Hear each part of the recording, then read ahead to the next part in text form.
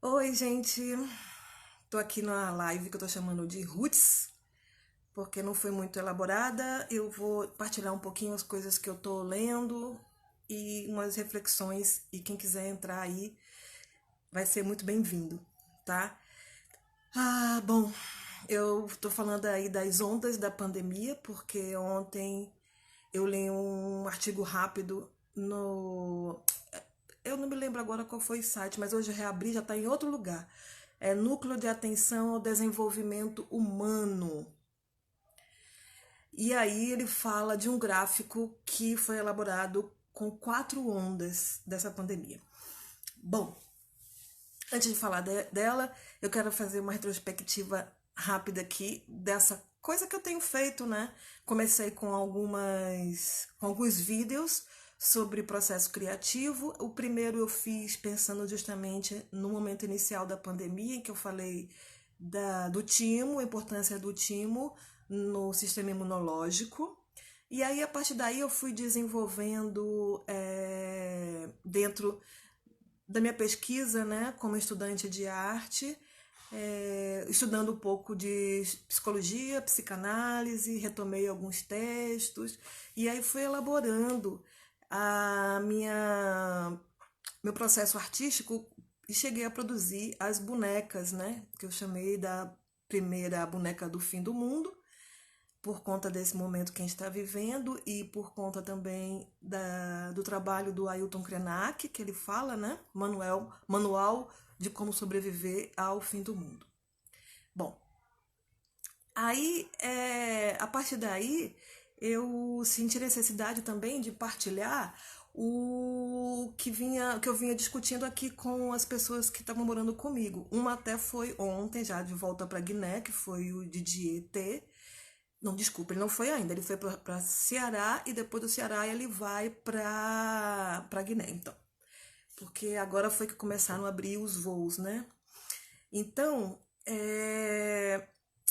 eu partilhei, fiz uma live com o moçambicano que está aqui morando comigo temporariamente, porque é um estudante de doutorado, e o Didier, estudante de mestrado, e a gente fez aquelas lives sobre democracia, política, do ponto de vista deles, né, da visão no núcleo de estudos africanos. Mas hoje, então, eu não queria falar sobre processo artístico, nem exatamente só da política, porque eu estava já me planejando para fazer uma fala sobre a questão mais psicológica, mais uma integração entre o indivíduo e a sociedade, o micro e o macro. E aí eu vou fazer referência a Sueli Raonic, que é uma professora da Unicamp e ela tem doutorado em psicologia social, é uma psicanalista, trabalha com Deleuze, Guattari, e ela fala muito dessa dinâmica, né? A insurgência do desejo, a micropolítica, e ela já, alguns anos atrás, ela já vinha sinalizando do que era o movimento da extrema-direita no mundo e o Bolsonaro ainda como deputado.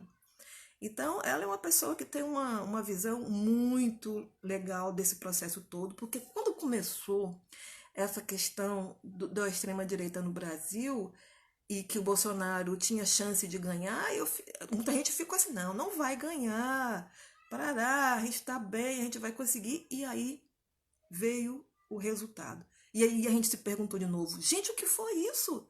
Meu Deus do céu, o que, que aconteceu?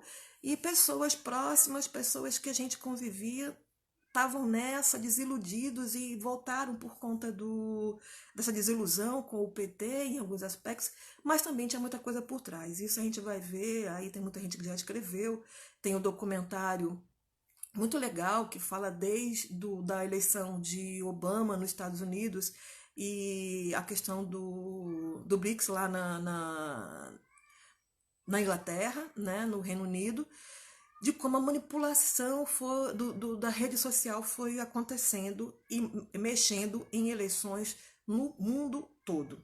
Não foi só aqui no Brasil, não foi só nos Estados Unidos. Eles fazem liberdade hackeada Liberdade Hackeada, a partir do uso da... Esse é o nome do documentário. A partir do uso da inteligência... como se chama? Logaritmo do Facebook, né? Quando era liberado ainda usar os dados pessoais, né? Depois foi proibido e essa coisa se reverteu legalmente, mas o algoritmo foi lançado na rede e aí qualquer um podia usar, e a gente sabe que isso foi usado aqui também no Brasil nessa última eleição.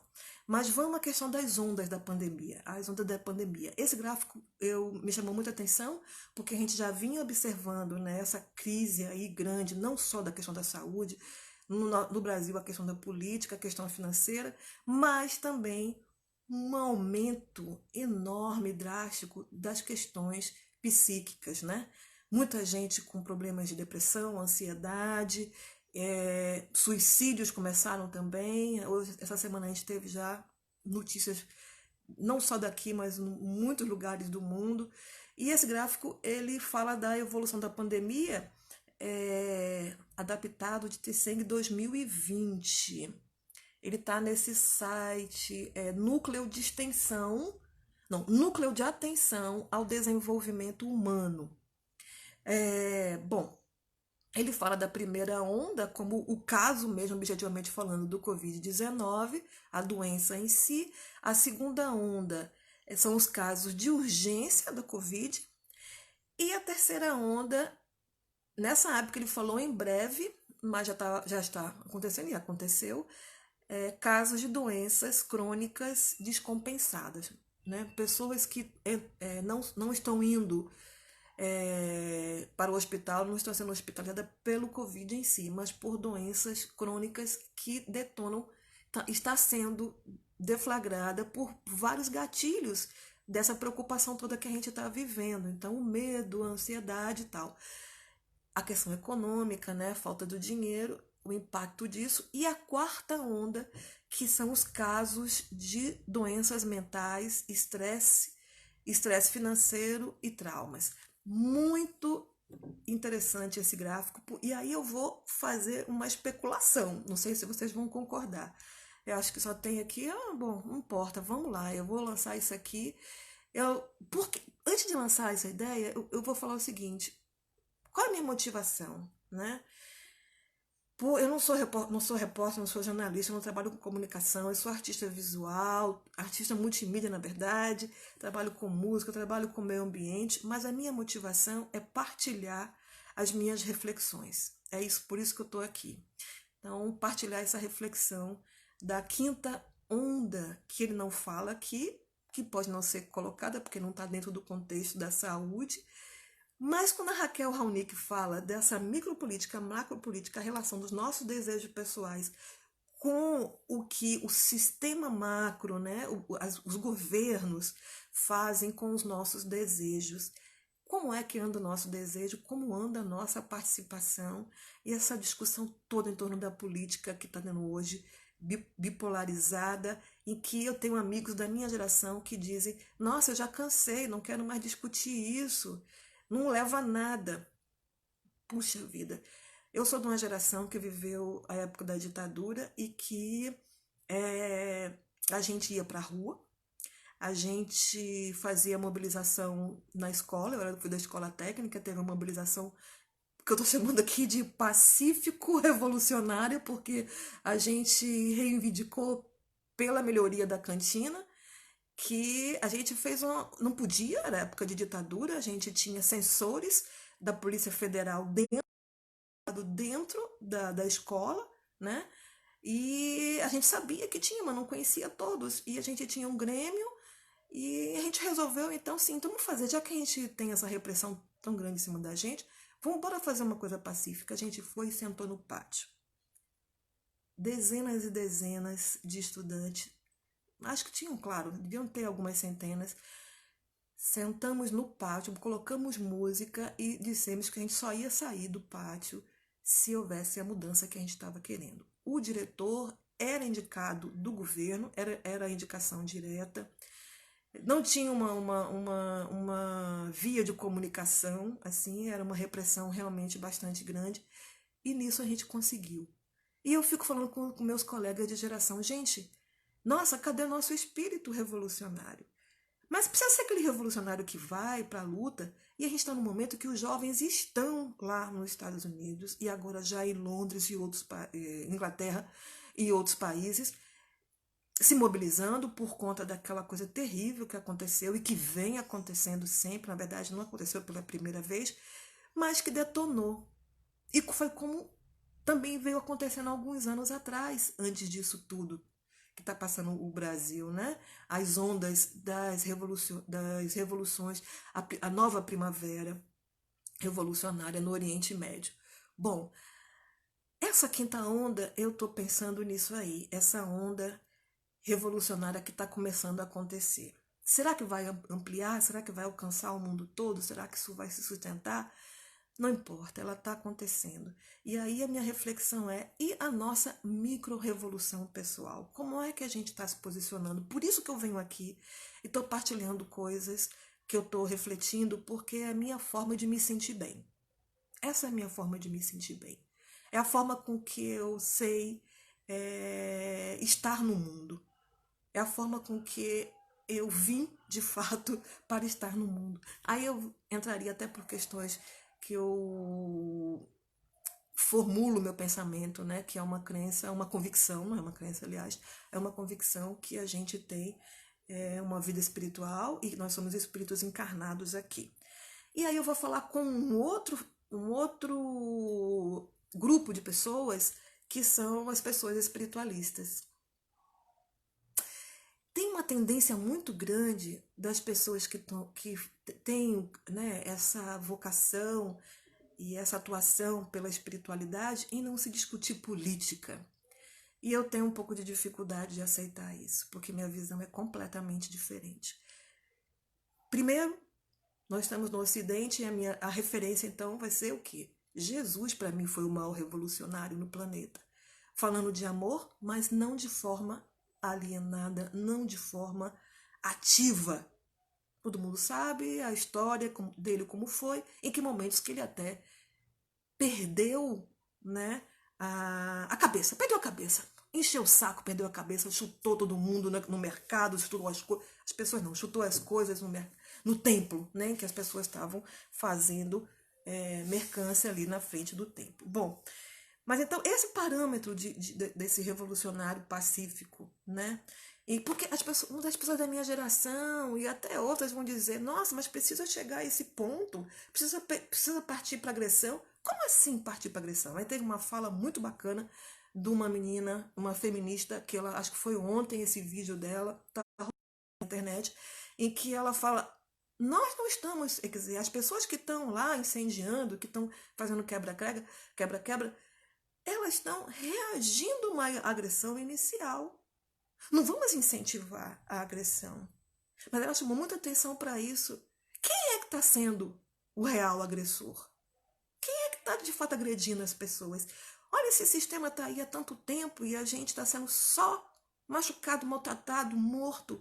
E a gente é que está agredindo porque a gente reagiu? Quantos e quantos, né, indígenas, na época que esse Brasil foi ocupado, reagiram, pegaram em armas e foram à luta e foram exterminados? Quantos e quantos negros foram exterminados no processo da escravidão no Brasil? Quantas e quantas mulheres foram assassinadas durante a Inquisição na Europa? Então, o que é de fato a agressividade e o que é a revolta? E aí essa coisa da quinta onda está acontecendo alguma coisa. E aí o Eduardo Moreira, que é um economista que vem fazendo um trabalho muito legal, explicando a questão econômica toda, né, nesse processo de pandemia, mas não só isso, abrindo nossos olhos para que como o sistema econômico manipula nosso próprio dinheiro nos tributos, o uso errado dos tributos, porque não destina os tributos para a área de saúde de forma correta, mas também chamando pessoas de todas as áreas. E chamou essa semana aquela professora maravilhosa, que é a Rita Von Hunt, que é um estudante de literatura, que faz um trabalho lindo falando sobre política, sobre pensamento, sobre a formação dele em literatura, mas ele tem uma visão, uma base é, intelectual muito grande. Então ele dá um show. E os dois juntos foram maravilhosos. A Rita é um personagem, porque ele é uma drag, é no canal Tempero Drag, quem não conhece, vai lá, porque é lindo demais o trabalho dele. Então, a quinta onda está rolando. Esse movimento, essa manifestação já está rolando. Então, a minha ideia aqui é que a gente pense qual é a micro-revolução que a gente está fazendo. Qual é a mudança de consciência que a gente está tendo? Nossa, e com as pessoas que estão perto. Por que a gente está aceitando tanta coisa que nos incomoda? E antes de apontar que fulano ou ciclano está sendo agressivo, que está incentivando a agressividade e que nós devemos meditar, orar, sim, devemos meditar, orar, mas devemos também não julgar e pensar quais micropolítica que a gente pode fazer. Bom, isso aqui foi um desabafo, eu não preparei muito a conversa, mas é em cima das leituras que eu tenho feito, e aí sobre também a quarta onda, que é a questão dos transtornos que estão aí explodindo, né? Depressão, ansiedade, suicídio. Eu vou trazer aqui uma leitura que eu fiz e estou refazendo, que é A Dieta da Mente. Esse médico é o Kirsten Loberg. Ele fala também do trabalho do David Perlmutter. Vamos ver se você vem aí. Vai estar ao contrário, mas eu vou deixar o link depois. A surpreendente verdade sobre o glúten e os carboidratos, os assassinos silenciosos do seu cérebro. Por quê? Aí é minha dica para as pessoas que estão passando por esse processo de depressão, ansiedade, sobre como que a nossa alimentação determina nosso estado de bem-estar, né? Essa é uma pequena revolução que a gente pode fazer. Se você não tem vontade de vir na internet falar, se você não tem ações sociais, não faz máscara, se você não pode fazer nada disso, pelo menos cuide da sua saúde alimentar, para que isso possa trazer um bem-estar e que possa abrir espaços para que a gente possa, além de se cuidar, começar a cuidar do outro. Então, essa leitura aqui, depois eu vou fazer com mais detalhe. Ele fala coisas importantes, ele faz um levantamento enorme sobre pesquisas realizadas, né, no mundo todo e que indicam que a nutrição do nosso organismo, consequentemente do nosso cérebro, é determinante para o nosso equilíbrio psíquico, mental. Então, já tem comprovação de que o glúten que está no pão, no macarrão, nos biscoitos, no bolo e outros produtos, ele corrói, ele destrói alguns processos bioquímicos a partir da absorção desse glúten, que é uma proteína que está no vegetal, nos vegetais, nos grãos, bloqueando a assimilação e a dinâmica que existe nas paredes do intestino dos bons nutrientes que vão pelo sistema de circulação sanguínea chegar até o cérebro. E aí, como a parede do intestino é uma barreira, é um filtro, ela passa, por conta da ação do glúten, ela passa a não segurar as toxinas, passa a não segurar o que faz mal ao bom funcionamento do cérebro. E aí a gente sabe, isso já está também comprovado, muitas coisas já estão ditas aí em artigos científicos, que o intestino funciona como um segundo cérebro. E essa relação intestino-cérebro que ele vai falar da importância da nutrição e vai propor dieta. Primeira coisa é a exclusão do glúten da alimentação. Por que eu estou falando isso nesse momento, né? Eu estou tentando explicar isso. Se você não está bem, se você está sendo afetado por essa loucura toda, que é mesmo muito séria, que é a pandemia, que é a doença, e que gera medo, e que o isolamento está mexendo com a nossa saúde mental, o isolamento está mexendo com a nossa saúde financeira, o isolamento está mexendo também com nossos anseios políticos, a nossa relação social. A gente não vê amigo, a gente não vê parentes, quem pode ficar em casa e não ir ao trabalho, nem ver os colegas de trabalho. Eu mesmo estou sentindo muita falta, eu tenho dito isso nas lives, da conversa matinal que eu tinha com meus colegas quando antes de começar a trabalhar. Então, essa aqui tem sido a minha forma, partilhar. A relação que eu estou fazendo entre o bem-estar e a política é uma micro revolução que eu estou fazendo comigo, que eu sempre fiz, mas estou fazendo agora vindo aqui e partilhando com mais pessoas, não só os meus amigos pessoais, mas vindo no Face e partilhando isso com todo mundo que esteja afim, né? Então, fechando essa coisa da saúde mental e a nutrição, além da retirada do glúten, claro, exercício físico, porque aumenta a serotonina, a gente não vai poder ir para a rua, mas vamos ter que fazer alguma coisa dentro de casa. Não é possível? Bota a música para dançar. Eu mesmo estou sentindo muita dificuldade, mas de vez em quando já estou botando a musiquinha, dando uma dançada, porque tem que fazer aeróbica. A questão do exercício físico é a respiração, acelerar o processo e equilibrar e manter a produção da serotonina e dopamina e outros, dopamina que está relacionada ao sono, e outros hormônios que regulam o nosso bem-estar, né?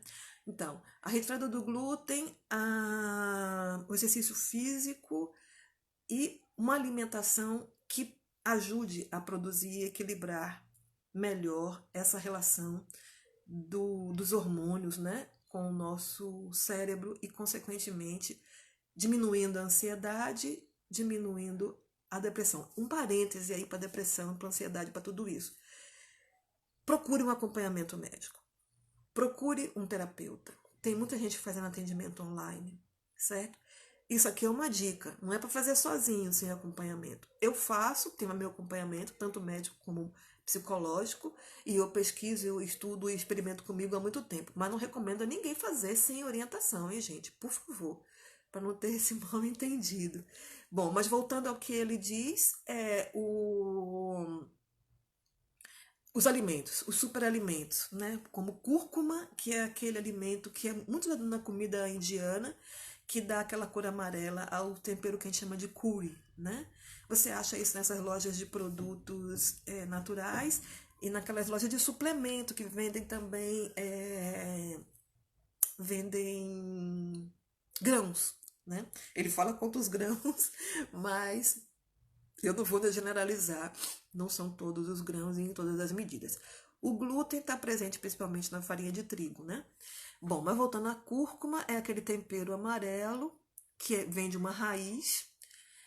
Além da cúrcuma, o óleo de coco, ele fala de um componente do óleo do coco que é fantástico. Fala também de pesquisas feitas em relação ao óleo de coco, que aumenta esse TDAH, se eu não me... deixa eu ver aqui a minha anotação.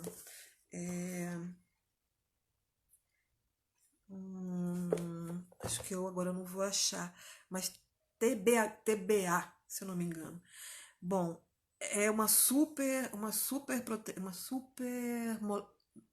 elemento aí do nosso organismo que o óleo de coco tem muito e estimula.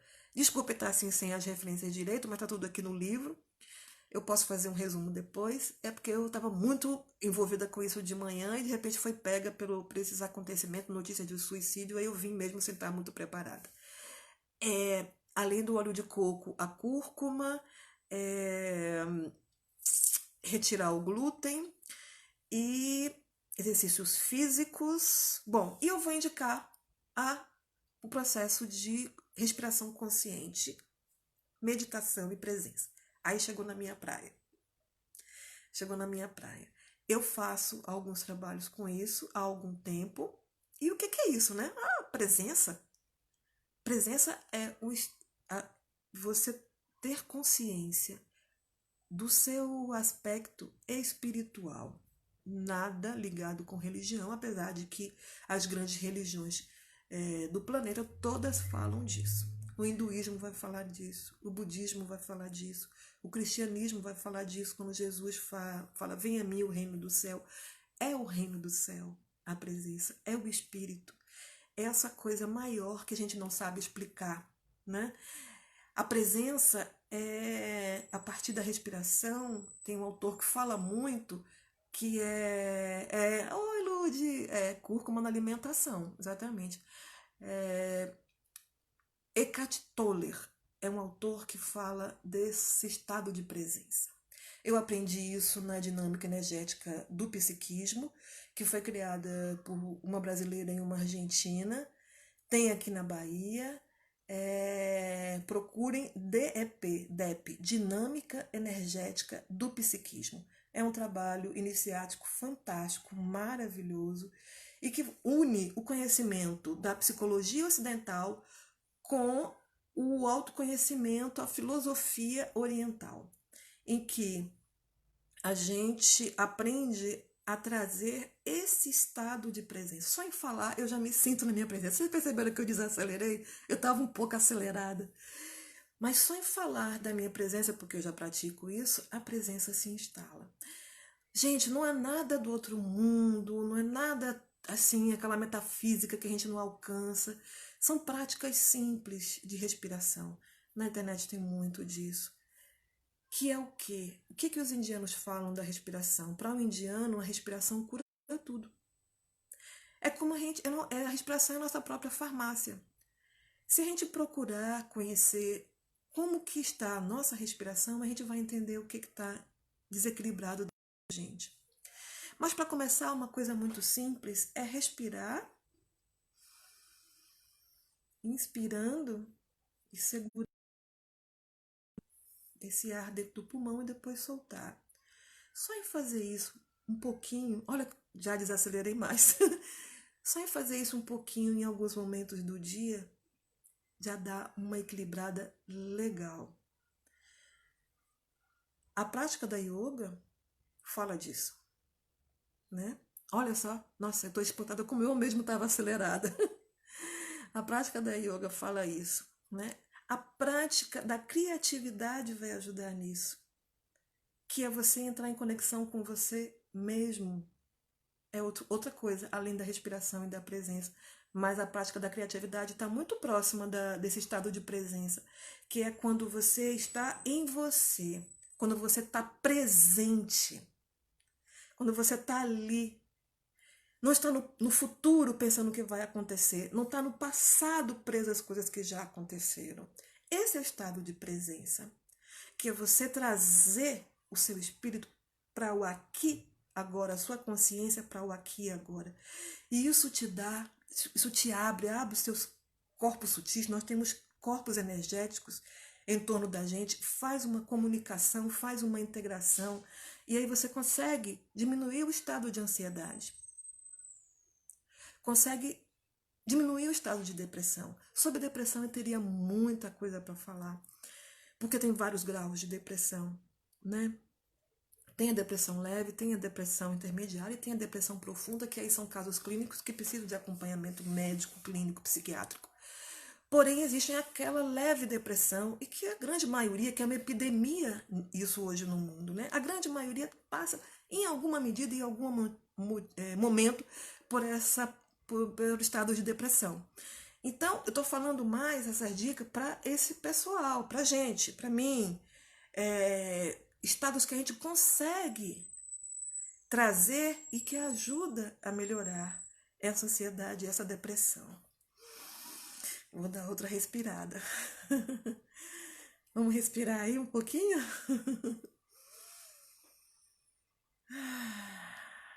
Eu estou respirando porque eu passei por muitos momentos na minha vida em que a presença me ajudou. Eu trabalho com licenciamento ambiental no estado, além da minha atuação artística, e eu me vi em muitas situações estressantes, em ter que lidar com conflitos com população, com comunidades, com interesses diferentes, em que meu estado de presença me ajudou muito. Em que você acessa um campo de informação que todo mundo tem. Todo mundo tem. O que falta para a gente é esse conhecimento. Esse é meu trabalho, é trazer um pouco desse conhecimento. Então, quando eu falo de política e falo de bem-estar, eu estou falando dessa integração. Porque não adianta também você ir só para a luta política e estar em desequilíbrio internamente.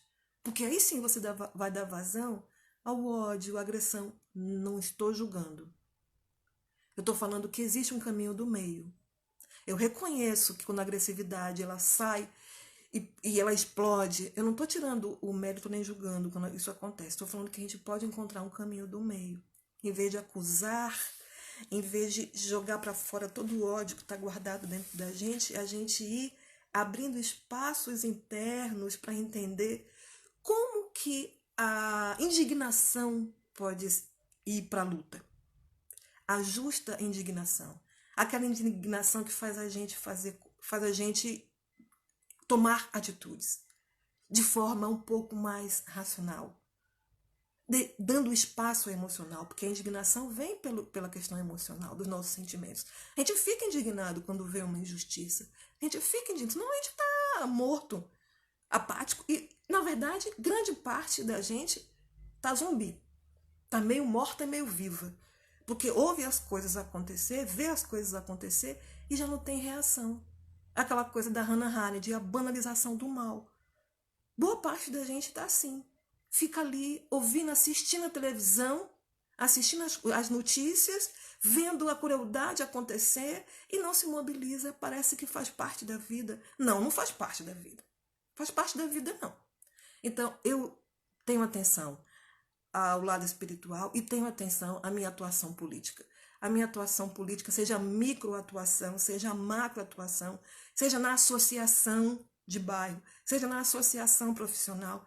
Eu, às vezes, fico muito chateada quando na minha associação profissional, da minha carreira no Estado, eu vejo colegas que não conseguem desenvolver empatia. Porque aquele que está pensando diferente de você, ele é seu inimigo dentro de um pensamento político, estrutural. Ok, tá, vamos relativizar. Mas ele não é seu inimigo enquanto ser humano, ser vivo aqui nesse planeta. Ele tem atitudes de inimigo, é verdade. Mas nós estamos aqui todos coabitando. Então, esse pensamento em que a gente é levado ou a ficar apático ou sair para a luta de uma forma extremada, a gente tem que partir para a luta, sim. Mas de que forma? Os jovens estão aí, os jovens têm essa dinâmica. Os mais velhos dificilmente vão. Alguns vão, eu tenho aí amigos, nossa, tem gente que vai para a rua e participa de forma aguerrida até hoje. Mas vamos dizer, o mediano, né, aquele com os 40 e tantos, 50 anos, 60 anos, a maioria não vai, já constituiu família, já está acostumado com o seu ritmo, não sai muito, a não ser aquele que já tem uma atuação política, já esteja engajado. Mas a minha conversa é para a gente chegar até aquelas pessoas que não estão envolvidas em nenhuma organização e também que não tem nenhuma prática de autoconhecimento e que saiba enxergar o que o sistema está fazendo com a gente, o que o governo está fazendo com a gente, emburrecendo, nos tornando zumbi, né? Alimentando a desinformação, essa coisa dessa chuva de fake news. Isso é o sistema, isso não tá aí à toa, não nasceu do nada, nasceu de mentes, nasceu de pessoas. E tem pessoas reproduzindo, são pessoas que trabalham junto com a gente, são pessoas que estão na rua junto com a gente, que são pessoas que a gente olha e diz, nossa, esse cara que absurdo. Sim, é um absurdo. A gente tem que ficar indignado. Mas como é que a gente vai chegar até eles? Não tratando eles como... Vamos tratar como inimigo até certa medida. Eu nem digo para tratar como inimigo. Eu, pessoalmente, não trato como inimigo. Eu trato como uma pessoa que está em desequilíbrio. Oi, oi, oi. Sim, a constelação familiar. É verdade, Ludmila. A constelação familiar ajuda muito a gente a ter essa visão sistêmica.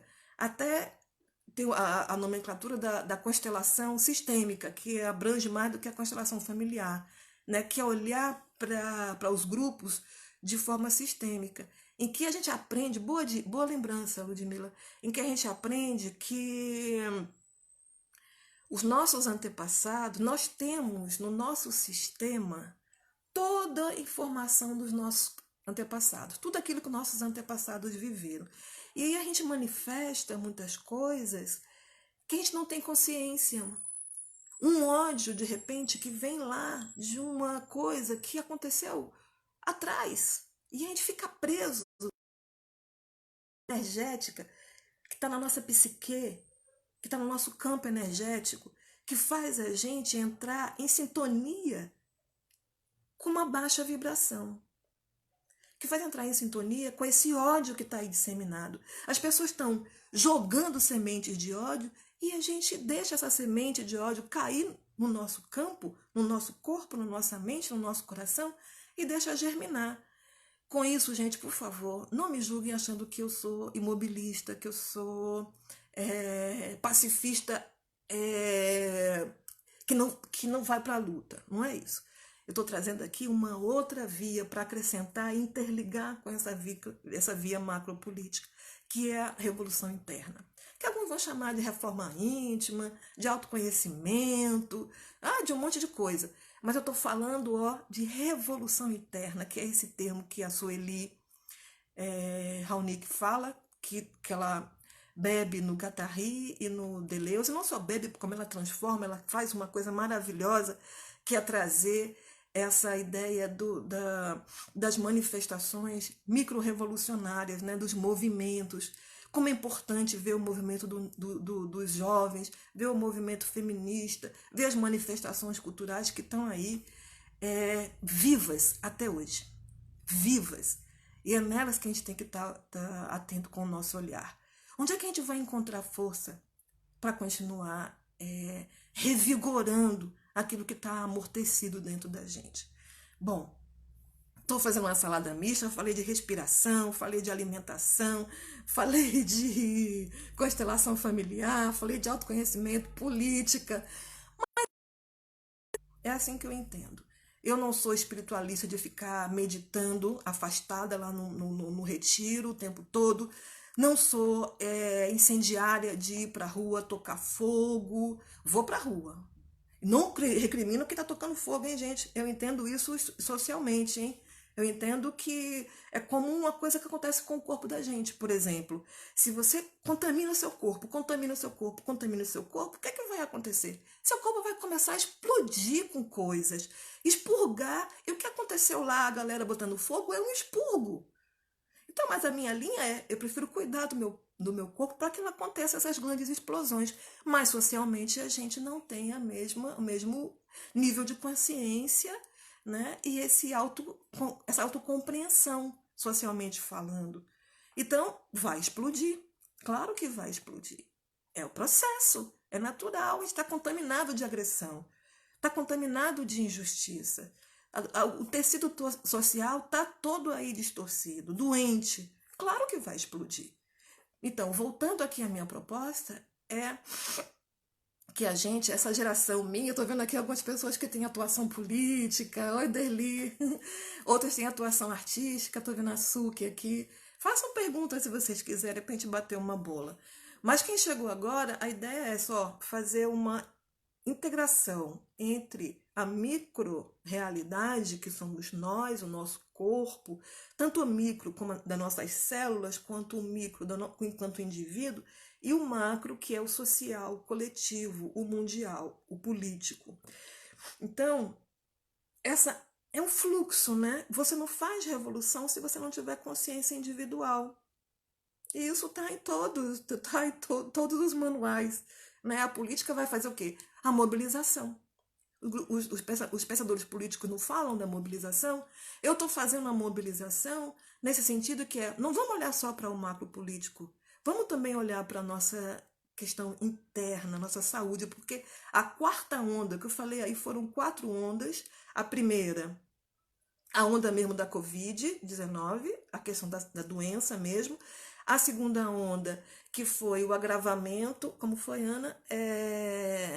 Os casos de urgência que superlotou o sistema de saúde e em muitos lugares que ainda vai piorar, é considerado a segunda onda. Estou lendo aqui, vou repetir, no site Núcleo de Atenção ao Desenvolvimento Humano, que um cara aqui faz, ele fala que tem 4 ondas e eu estou provocando aqui com a 5ª onda. Então, segunda onda são os casos de urgência. A terceira onda são as doenças crônicas, que acabam sendo detonadas porque o sistema de saúde está em desequilíbrio, está superlotado por causa da Covid, então tem mais casos de crises das doenças crônicas. E a quarta onda são as doenças mentais, psíquicas, muita depressão, casos de suicídio, muitos casos de ansiedade. Então, eu fiz essa retrospectiva do meu trabalho aqui, é que eu estou lançando as coisas na rede, lá no YouTube eu estou com vários vídeos sobre processo criativo como uma forma de, para mim como artista, mas não é exclusivo, lá eu falo de técnicas simples, de bordado, de colagem, para que as pessoas possam mobilizar a sua energia criativa. É outro ponto que que a Sueli Ronick fala. Mobilizar a sua energia criativa, que é a punção de vida que o Freud vai falar, né? Não sei se é o Freud fala da morte, mas tá bom, ok. Punção de vida. A punção de vida é a criatividade. Então eu falo lá no YouTube, fiz alguns vídeos, se vocês quiserem compartilhar, vai ser bacana, pensando nisso aqui, nessa onda das crises psíquicas, né? Então a criatividade está nessa questão artística, mas também está na nossa participação social. A criatividade vai estar em todos os lugares. Estou vendo uma coleguinha aqui lá do INEMA. Oi, Rosane. Então, eu não estou nem brecha para vocês perguntarem, né? Vou trazer minha presença de novo e respirar um pouquinho.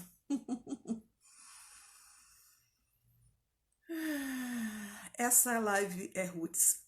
Eu comecei ela sem me organizar muito e estou deixando fluir. Isso é uma outra coisa importante da presença.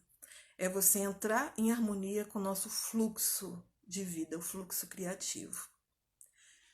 Fechando o apanhado que eu fiz, do que eu lancei aí desde o início da pandemia, que são os vídeos sobre o processo criativo, as discussões sobre política, democracia que eu fiz com os dois africanos, um de Moçambique e outro de Guiné-Bissau, em que a gente discute história revolucionária, porque foram duas pessoas que vieram de países que passaram por revoluções socialistas e que tem muito a dizer pra gente. A gente no Brasil, a gente desconhece total.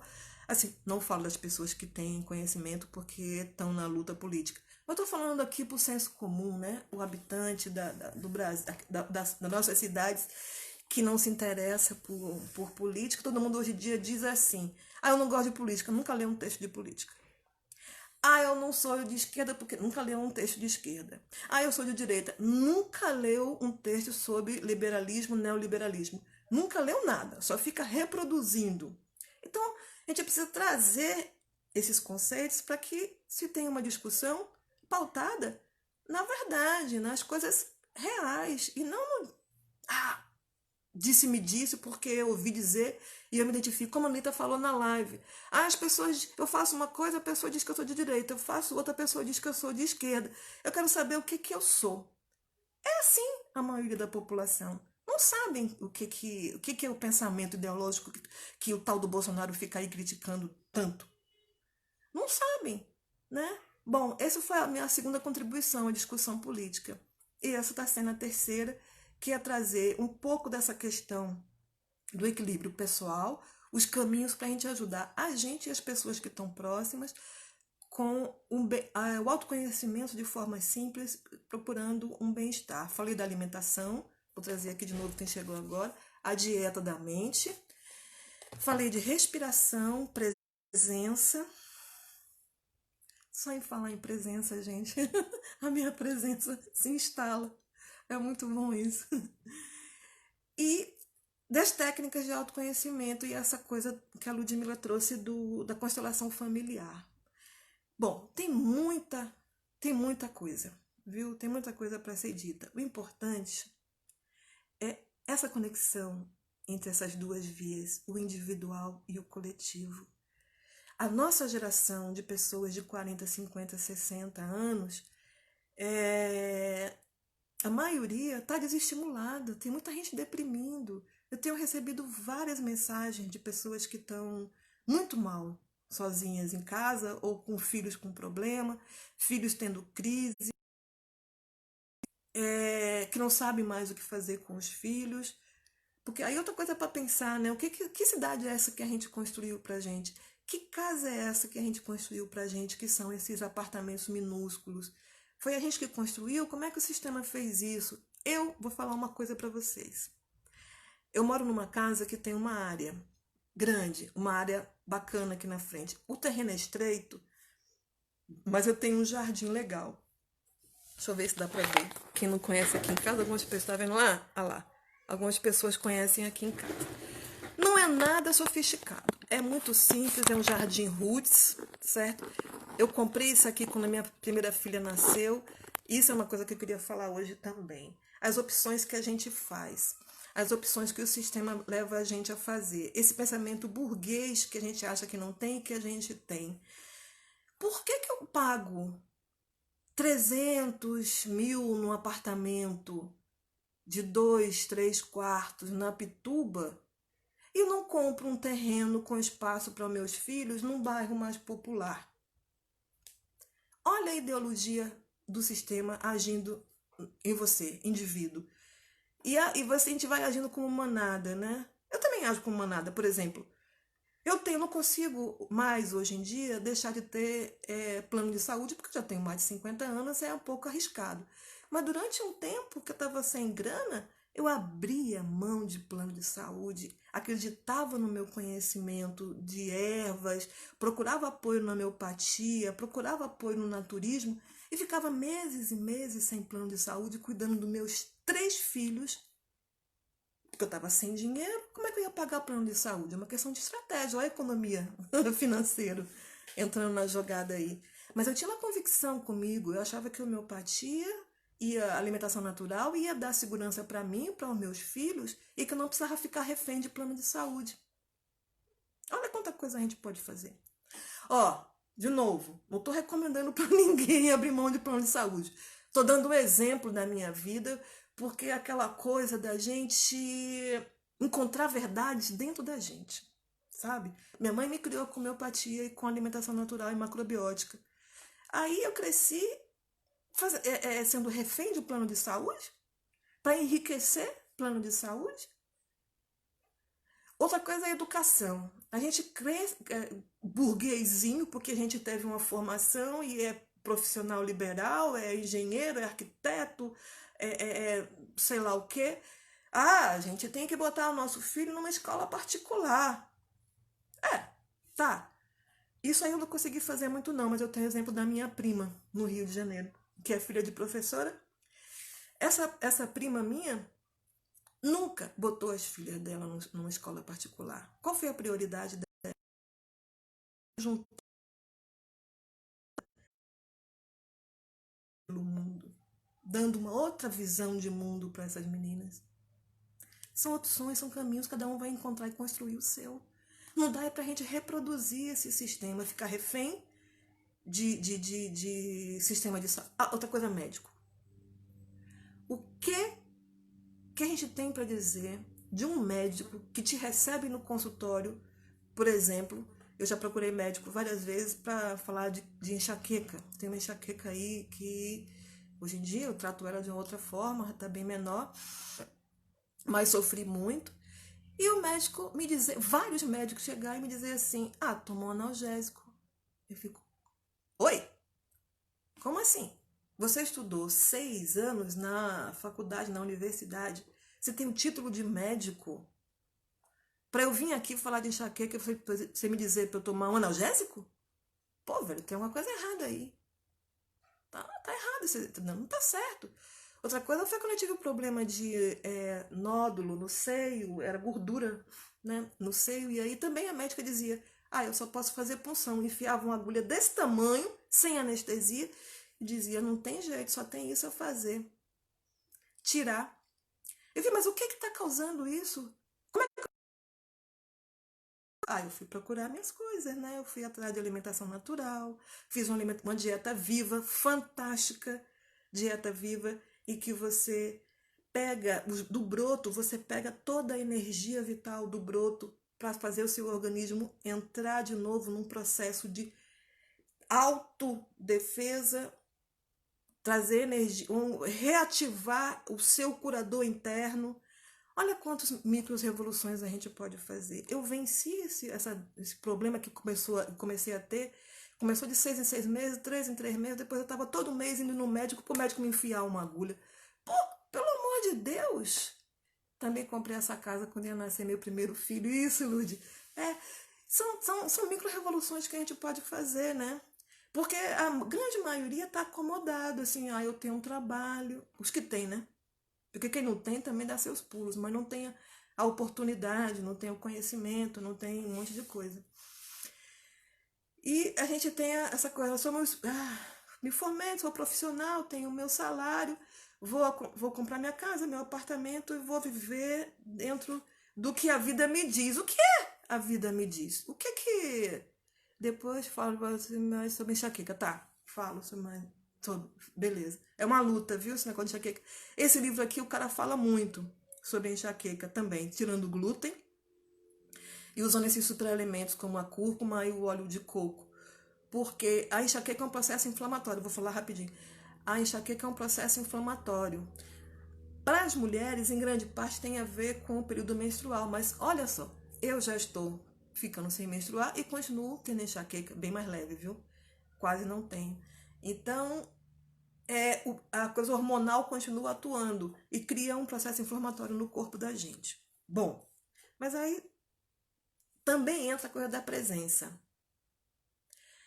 A gente tem que investigar se a nossa enxaqueca tem a ver com uma fuga. Uma fuga de não estar ali naquele momento enfrentando as coisas que aparecem. Não estou dizendo que é o seu caso, estou relatando aqui algumas coisas que eu já aprendi. Às vezes a dor de cabeça, a enxaqueca, vem por uma autodefesa. Nosso sistema, ele é sábio. Nosso corpo, ele é sábio. Então, quando a gente não quer estar muito presente na vida, o que não está presente na vida? Foge. Tô com um problema aqui para resolver, mas não quero encarar esse problema. Vou aqui assistir um filme na internet. Vou assistir um Netflix. Eu vou tomar uma cerveja. São pequenas fugas que a gente faz, ou simplesmente se distrair com alguma coisa. São pequenas fugas, nada contra a cerveja, nada contra o Netflix. Mas é o processo de fuga que eu estou falando. E o que o nosso sistema faz, o que o nosso corpo faz? Chama a atenção da gente, olha, não pode viver fora da presença. Se você está com um problema, para resolver o problema. Às vezes a enxaqueca, a dor de cabeça é isso. É o seu próprio sistema dizendo, volta. Volta. Você não está entendendo nada? Vamos botar uma coisa aqui para você acordar. Ou toxina, né? Muita coisa de toxina. Alimentação e toxinas do próprio mau funcionamento do nosso corpo que a gente não conhece.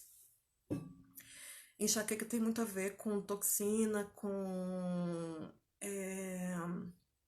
alimentação e essa questão também da presença.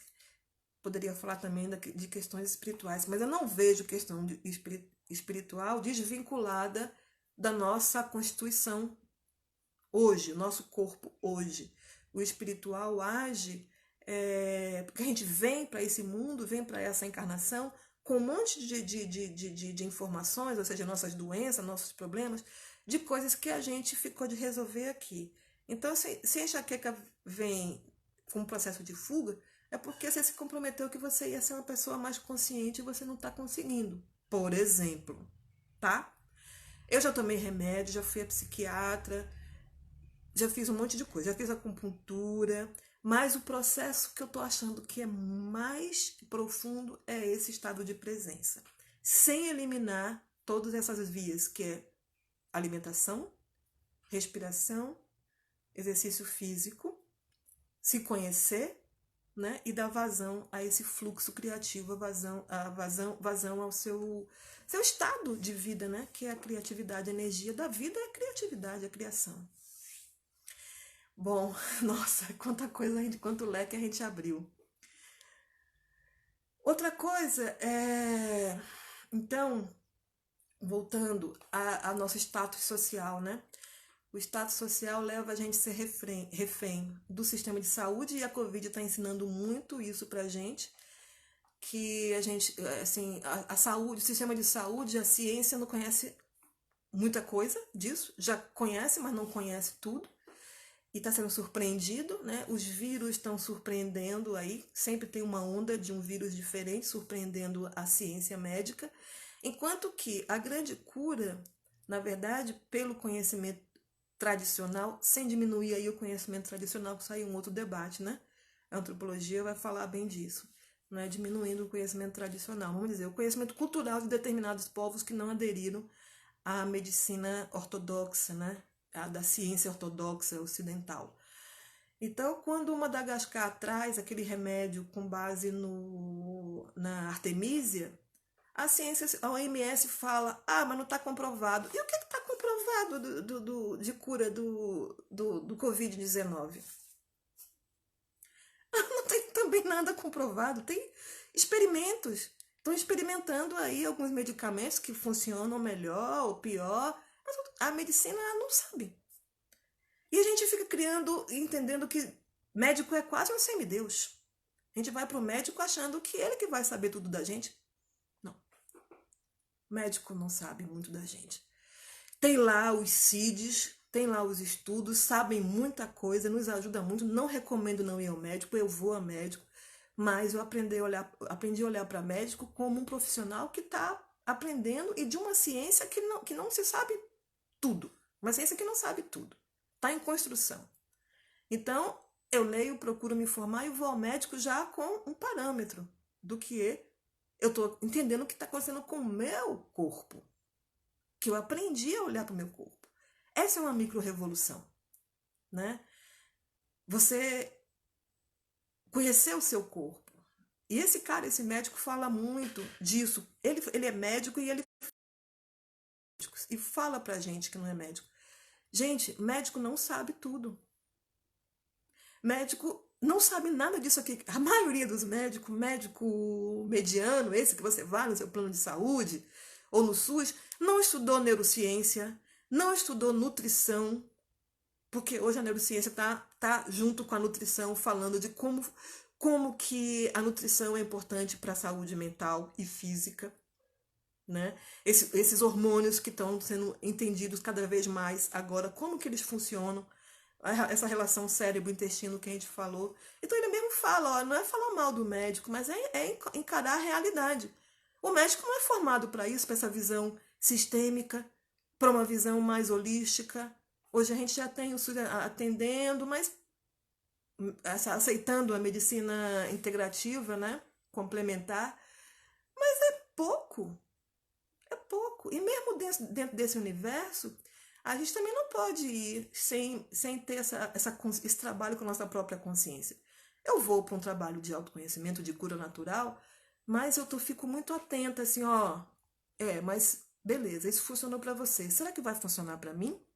Vou experimentar comigo e vou ver como é que a minha consciência vai responder a isso. Eu nem sei quanto tempo eu tenho aqui, deixa eu ver. Ai, sei lá. Acho que eu vou terminando, fazendo de novo uma síntese dessa conversa de hoje. Minha proposta é vir aqui partilhar o que eu tenho pesquisado, o que eu tenho vivenciado e hoje entrar mais num assunto que eu gosto muito, que é a presença, o autoconhecimento, esse estado de consciência que é maior, porque interliga a gente enquanto indivíduo ao universo, ao mundo. Não é uma coisa abstrata só pensar espiritualidade lá, o céu, não. Eu estou falando de terra. Eu estou falando de conexão com as plantas, conexão com o outro ser humano, conexão com o ar. E aí tá a respiração, né? Eu estou falando essa coisa integrativa de ver Gaia como um ser vivo, de ver o universo em expansão, em se sentir, reconhecer como parte dessa coisa maior.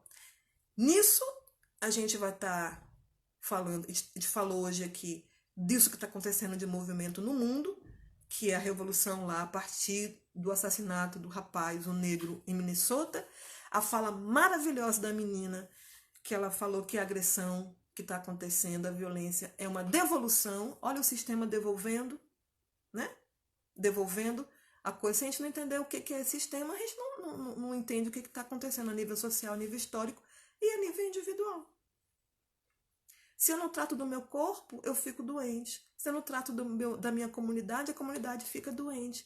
Se eu não trato do social, a sociedade fica doente. Se eu não trato do planeta, o planeta fica doente. E a minha forma de ficar bem é partilhando, é falar do que eu acredito. Isso está no meu mapa astral, é outra conversa. Legal. Quiserem deixar a sugestão, eu posso falar, fazer algumas coisas a mais aí, trazer também o Ângelo que está aqui ainda esses dias, para a gente falar. Tem uma promessa da gente falar sobre religiosidade africana, espiritualidade africana, relação entre animismo e o candomblé. Vou fazer também uma sobre arte, processo criativo e autoconhecimento, abordando aí essa questão da depressão. Eu quero fazer também uma específica sobre a depressão, porque tá muito sério. Essa quarta onda tá muito séria. A conversa começou por conta disso aí, as ondas. A depressão, ansiedade e suicídio como quarta onda. E eu tô brincando aqui, soltando a coisa da quinta onda das revoluções, das mobilizações sociais. Para fechar, nós somos 70%. Adorei o Eduardo Moreira falar disso. Tem gente, uma convidada dele falou até que nós somos 80%. Nesse cenário político aí que dá sustentação a esse governo, são 30%, talvez 20%. Então, vamos agir como 70%, porque ele age como 70% e a gente age como 30%, ficando imobilizado. Minha proposta aqui é não ficar imobilizada. Vamos para a luta. O número do Zap, inbox é o número do Zap. Ah, tá. Você não tem, não? Eu passo, Lud. Beijão, gente. Tchau, até. 70%. Vamos nessa.